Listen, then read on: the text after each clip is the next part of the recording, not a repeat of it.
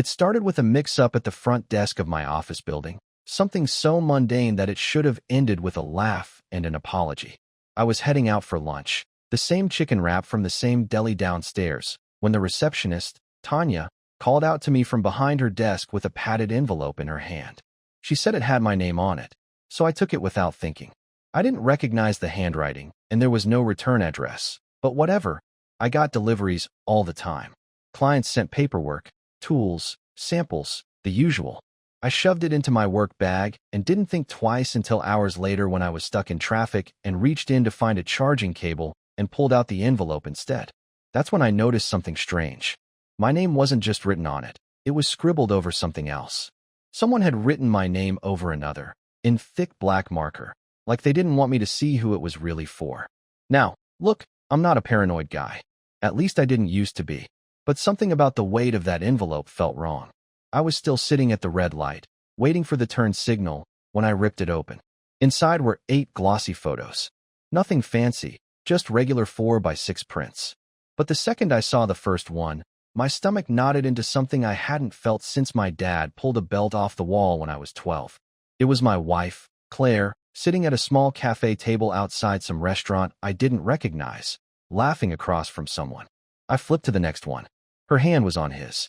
Third photo. He leaned in, too close. Fourth, she leaned back and smiled like she did on our first date.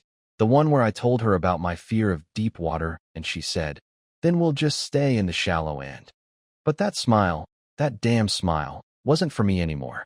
By the time I got to the last photo, the light had turned green twice, and the guy behind me was laying on his horn like I'd just murdered his dog.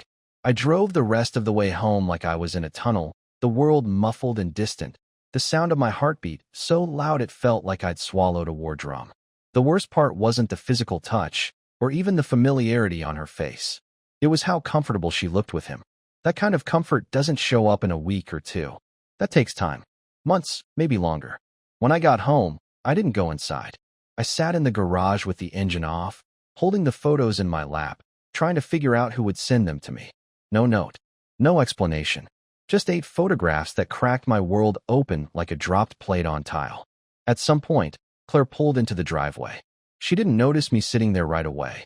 I watched her through the windshield as she climbed out of her car, checked her hair in the side mirror, and then stopped. She saw me in the garage, and something in her eyes flickered. Guilt? Surprise? I couldn't tell.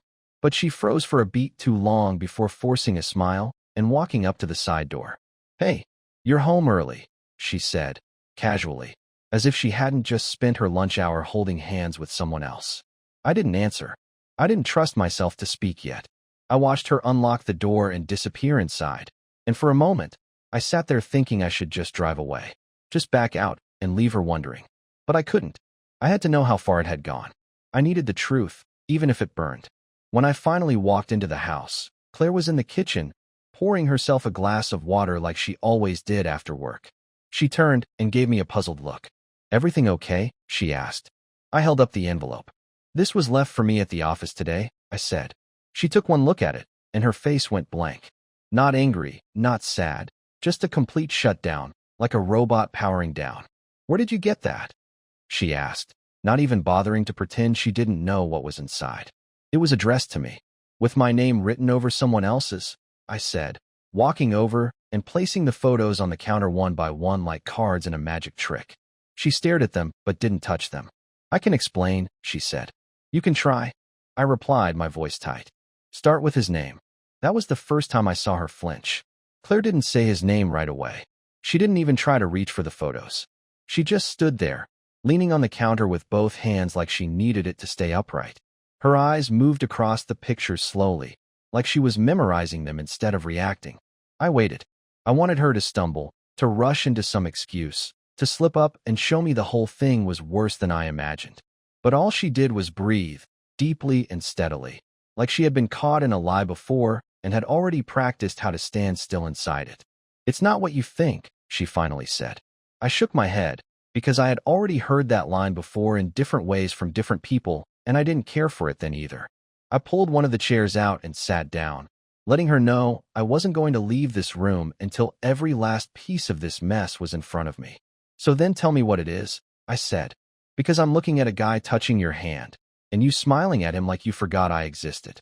So if it's not what I think, explain it. Right now. Claire didn't move from her spot, but her voice cracked a little when she answered. His name is Adam, she said. He works at the community center. We met a few months ago when I started helping out with the senior rec program. I stared at her, trying to make that information connect with something I already knew, but it didn't. I had never heard of Adam. She never mentioned him, not once. Not even a casual, "Oh, Adam said something funny today," or "Adam showed me this new scheduling system." That's how I knew right away he wasn't just some coworker. He was a secret, one she had tucked into a part of her day that didn't include me. "What exactly do you do with him?" I asked, even though I already had the answer in front of me. I just wanted her to say it, to finally admit that everything I had been feeling wasn't in my head. Claire looked at the fridge instead of me when she answered. "We talk. Sometimes we go for coffee after the sessions." It started off as nothing. I swear it did. He's just easy to talk to. That's all it was at first. At first, I repeated. "So what is it now?" "Still just talking." Her jaw tightened like she wanted to say something else, but then she gave a quick nod. "We kissed," she said, her voice barely above a whisper. "A few times." "And the hand-holding?" I asked. "Was that part of your talking too?" "I didn't mean for it to go that far," she said, and this time she did look at me. "I didn't plan any of it. I didn't feel like myself for a long time, and he made me feel like I mattered." I laughed, not because it was funny, but because of how ordinary her excuse sounded. People always want to dress up betrayal with feelings, as if needing something gives them a free pass to blow up a life they built. I leaned back in the chair and crossed my arms. "So what now?" I asked. "You gonna see him again?" Claire hesitated. "I don't know," she said. "I haven't thought that far ahead." That told me everything I needed to know. If she wanted to fix this, if she was even a little bit sorry, she wouldn't be standing there trying to calculate her next move. She'd be begging me to give her another chance. But she wasn't. She was thinking about him. "When was the last time you saw him?" I asked. She looked down, then back up. 3 days ago. We had lunch. That's when those pictures were taken, I guess." I stood up, done sitting and listening to her rewrite our history like it was some side plot in her week. "Then whoever sent me these," I said, holding up the envelope, "they've been watching you. You think about that? Someone followed you and took pictures. And instead of sending them to him or throwing them in the trash, they made sure I got them. They wanted me to know. That's how obvious you've been." Claire looked pale now. Not guilty. Not sad. Just scared. Maybe not even scared of me. Maybe scared of whatever else she had been hiding that could be next to come out. "Who would do that?" she asked quietly. "Maybe someone who thought I deserved the truth," I said. "Or maybe someone who's close enough to both of us to know you wouldn't tell me yourself." That last part hit her hard. I could tell by the way she closed her eyes like she was trying to shut out the entire moment. I didn't press her. Not yet. I had enough to deal with for one day. But I made one thing clear. You need to tell me everything. Every place you've gone. Every time you met him. Every lie you told me to cover it. And you need to do it now, or I'll find it out myself some other way. She nodded slowly, but I didn't believe it. Not because she wasn't capable of talking, but because she still didn't feel bad enough. She wasn't sorry. She was cornered. And people who are cornered will say whatever it takes to get the pressure off, at least for a while. I left the kitchen without waiting for more. I needed space. I needed air. I needed to be away from her before I said something that couldn't be unsaid. The silence in the house didn't last long. I went to the spare bedroom, the one we never really used, and shut the door behind me. I wasn't trying to hide. I just couldn't look at her. I sat on the edge of the bed with the envelope still in my hand and stared at the floor for what must have been 20 minutes. No one teaches you how to prepare for something like this. There's no manual for sitting across from the person who promised you forever while knowing they were giving pieces of themselves to someone else without even blinking.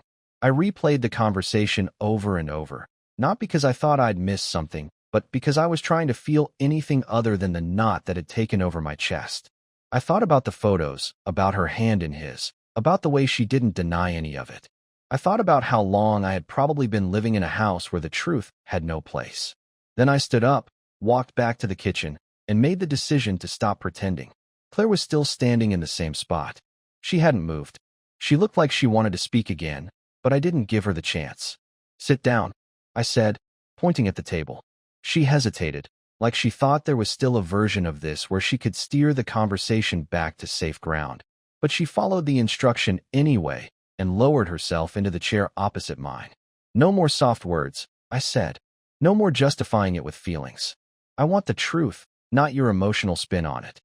I already told you we kissed, she said, but I could tell she was trying to hold something back again. You said it happened a few times, I replied. I want numbers. How many times have you met him outside of work? Claire rubbed her hands together, something she always did when she was trying to stall for time. I don't know. Maybe 10? 11? I wasn't counting. That's a lot of nothings, I said. That's not an accident. That's not a mistake. That's a pattern. I didn't sleep with him, she said quickly, and this time she met my eyes like that detail was supposed to make me feel better. But you were planning to? She looked down again. That pause was longer than the one before. I don't know, she said. It's not like we talked about it that way, but I guess I wasn't trying very hard to stop it if it had gone that far. That was it. That was the moment I knew this wasn't going to end with some emotional reconciliation or a couple of therapy sessions. She had just admitted that the only reason it didn't go further was because it didn't get the chance. Not because she didn't want to. Not because she thought of me. Just because the right moment hadn't come yet. I'm going to ask you this once, I said. Do you want to be with him? Claire shook her head slowly, but there wasn't much force behind it. No, she said. It wasn't about him. It wasn't about wanting someone else. I just didn't feel like us anymore. Then you should have come to me, I said. You should have said something before it got to this point. Instead, you snuck around like a coward and dragged our marriage through the dirt. She looked like she wanted to cry, but I didn't care. I wasn't in the mood to comfort anyone. I was still trying to understand how the person I shared my life with could walk out the door with a lie every day and still kiss me goodnight like nothing had changed. I didn't mean to hurt you, she said, and that's when I slammed my hand on the table. You didn't mean to get caught, I snapped. There's a difference. That made her flinch, and for a second, I thought she might finally show me something real. But instead, she reached across the table, and I pulled my hand back before she could touch it. I can't fix this if you won't let me try, she said. You're not the one who decides if it gets fixed, I replied. You lost that right when you made me the last person in this marriage to know the truth. I'm still your wife, she said. And I'm still your husband, I answered. Which means I was supposed to be your first choice, not your backup plan when things started to fall apart. We sat there in silence again, but this time it was different. This time it wasn't the silence of shock or pain. It was the silence of knowing that everything we'd built was now under question. Every memory, every moment, every laugh, every plan. They all had to be re-examined now through the lens of betrayal. Who took those pictures? Claire asked suddenly. I don't know, I said. But it doesn't matter. You gave them the material. They just delivered it. She nodded, but I could tell that part still scared her more than anything I'd said. Not the cheating, not the confrontation, but the fact that someone else knew. That it wasn't just our secret anymore. I stood up and walked to the sink, not because I had anything to do there, but because I couldn't stand sitting across from her any longer. I needed to breathe without her in my line of sight. I'm not done with this conversation, I said, without turning around. But I'm done talking tonight. You should sleep in the guest room. I didn't sleep that night. I stayed on the couch, not because I wanted to play the victim or make some dramatic statement, but because being near her felt unbearable. Every sound she made upstairs, closet doors creaking, footsteps crossing the floor, water running, felt like reminders that she still got to exist in this house, like nothing happened. I stared at the ceiling and ran through every moment from the last few months, trying to figure out how long I'd been living with a version of Claire that had been slowly pulling away without telling me. Around 3 a.m, I stood up and started writing down names. People she worked with, mutual friends, family, anyone who might have known something and kept it from me. I needed to know who else had seen the cracks and decided to let me walk around blind. By sunrise, I had a plan. I wasn't going to scream at her or make a scene. I wasn't going to follow her around or confront the guy. I was going to take back everything she thought she could walk away with, and I was going to make sure she understood what it felt like to be discarded without warning. I started with the financials. Claire never handled any of the bank accounts, not because she couldn't, but because she wasn't interested.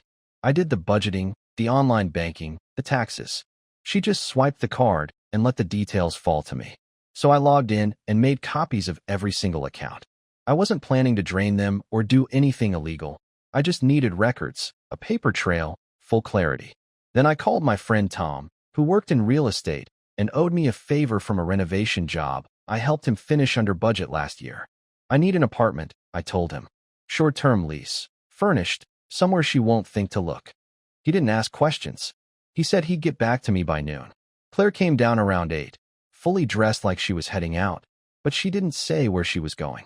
She glanced at the couch and paused in the hallway, probably expecting me to say something. I didn't. Are we going to talk? She finally asked, voice flat like she was trying to pretend she was in control again. No, I said. Not today. She nodded once, then walked out the door. I didn't bother asking if she was going to work or to see him. I didn't care anymore. That part of me, the part that used to worry about her schedule and her safety, had already started shutting down. By noon, Tom called me back with an address. Small place, nothing fancy, but it would do. I packed a bag, just the essentials, and left it in the back of my truck. Then I went into our shared office at home and pulled out every document I'd saved over the years: marriage license, insurance forms, titles, bills. I scanned everything, then put the originals into a box. Claire never went into that office. She wouldn't notice they were gone unless she had a reason to look. After that, I drove to the apartment, signed the lease, and got the keys. I didn't plan on moving out immediately. I wanted her to feel the shift first. I wanted her to see what it looked like when someone started peeling away from her life, the way she had done to me without a word. That night, when she came home, I was at the dining table with my laptop open, typing. She asked what I was doing. I told her I was writing an email. I didn't say to who. The next morning, I sent it to her boss, to the director of the community center, and to the board that oversaw the program she volunteered for. I didn't accuse her of anything. I just forwarded the photos, mentioned the timeline, and suggested they reevaluate their policies about staff interactions. I signed it anonymously. I wasn't looking to get her fired. I just wanted the illusion to crack around her too. She had built a second life on borrowed time, and I wanted her to feel what it was like when someone showed up to collect. Then I reached out to a friend of hers, Laura, someone I always suspected knew more than she let on. I invited her to coffee. She looked surprised but agreed. When we sat down, I slid the envelope across the table and watched her face drain as she opened it. You knew, didn't you? I asked. Laura didn't answer right away, but eventually, she nodded. I didn't want to get involved, she said. I told her it was wrong. But you didn't tell me, I said. You let me keep showing up to dinners, to birthday parties, smiling at both of you like I wasn't the joke in the room. She said she was going to end it, Laura said weakly. I stood up, left a 20 on the table, and walked out without another word. I didn't need her guilt. I just wanted her to know that silence makes her no different from the person who cheated. That weekend, I didn't come home. I stayed at the apartment. I turned off my phone, didn't check my email, didn't respond to the 6 voicemails Claire left in the first night alone. I let her sit in the house by herself, wondering where I went, whether I was coming back, what I was doing. I let her imagine it all. I came back on a Monday afternoon. Not because I missed her, not because I wanted to talk, but because I needed to close this chapter face to face.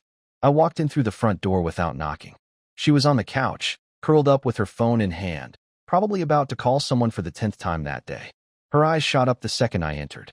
She stood quickly like she'd been waiting at the edge of something, unsure when or if I would return. Where have you been? She asked. Her voice was tight, like she'd spent days rehearsing how to sound composed, but hadn't actually pulled it off. I got a place, I said, setting my keys on the counter. I needed to think. You could have answered the phone, she said, stepping toward me. I didn't want to talk to you over the phone, I said. If this marriage is going to end, I'm not doing it with voicemails and texts. Her face fell at the word end. I could see her flinch, but I wasn't giving her room to make this about her sadness. She had her window, and she spent it lying. Now I had mine. I've been thinking too, she said. I've been going over everything, every conversation, every time I didn't say something I should have. I know I messed up, but it wasn't because I wanted to hurt you. I wasn't trying to replace you. That doesn't matter, I said, and I meant it. You think your reasons make a difference, but they don't. You took something from me I didn't even know was on the table. You made decisions that involved both of us and didn't bother to ask if I wanted to be part of them. I didn't know how to bring it up, she said. Things didn't feel right between us, and I kept telling myself it was temporary.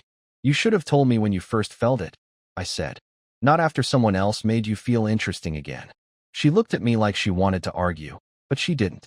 She just sat back down on the couch and rested her hands on her knees. I haven't seen him since the day you showed me the photos, she said. I blocked his number. I haven't spoken to him. I don't care, I said, and she blinked like the words physically hit her. I want to fix this, she said quietly. I don't want to throw everything away. I already did, I replied. When I left this weekend, it wasn't just for space. It was to start moving on. She stood again, walked toward me slower this time, like she thought maybe if she got close enough, she could reset something between us. You can't mean that, she said. Not after everything we've been through. We've been together too long. Exactly, I said. We've been together too long for you to pretend I wasn't worth being honest with. I made a mistake, she said, voice rising. A huge one. But people recover from worse than this. We can go to counseling. We can figure it out. Do you even want to be married to me? I asked. She froze.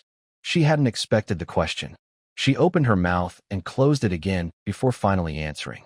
I don't know, she said, and just like that, it was over. I stepped back, nodded once, and picked up the envelope I had brought from the apartment. Inside was a printed copy of the lease agreement, a letter from a divorce attorney with my name already signed, and a short note that said everything else would come later. This is what I'm doing, I said. This is what happens next. She didn't speak. Her eyes welled up, but she stayed quiet. I handed her the envelope and waited for her to take it. She did. You don't have to do this, she whispered. I really do, I said. You can't ask me to rebuild something you were ready to walk away from without even telling me. She sat down slowly and looked at the papers in her hand like they were foreign objects. She wasn't crying. She just looked hollow, like something had finally broken open inside her and she didn't know how to put it back. I'm going to move the rest of my stuff out by the end of the month, I said. I won't take anything that's yours. You can have the house. I already talked to someone about how to split the finances. It'll be fair. Are you really never going to talk to me again? She asked. If it's not about paperwork or logistics, no, I said. I'm not interested in staying friends with someone who threw me away while smiling to my face. Claire didn't argue. She didn't beg. She just sat there, staring down at the letter like she wanted to rip it in half, but knew it wouldn't change anything. I turned and walked to the door, pausing for a moment before I stepped out. I hope you figure out what you want, I said. But it won't be with me. I spent the next 2 weeks wrapping things up.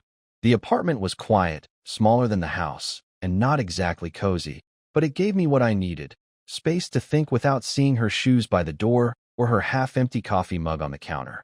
I packed the rest of my clothes into 2 duffel bags and grabbed the personal stuff that mattered. My grandfather's watch, the box of photos from college, a couple of books I didn't want to leave behind.